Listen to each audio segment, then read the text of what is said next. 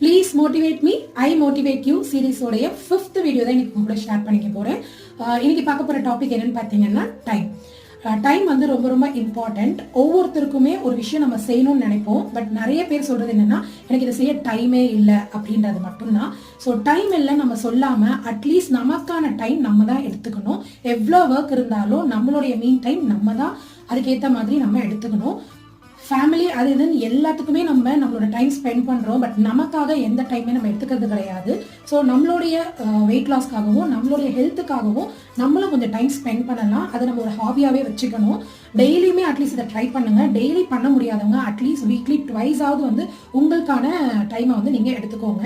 அது ரொம்ப ரொம்ப முக்கியம். நம்மளுடைய டைம் எடுத்து நமக்கு ஒரு விஷயம் நம்ம செஞ்சு அதை நம்ம ஃபாலோ பண்ணால் மட்டும்தான் நம்மளுடைய வெயிட் லாஸில் நம்மளுக்கு இம்ப்ரூவ்மெண்ட் தெரியும்.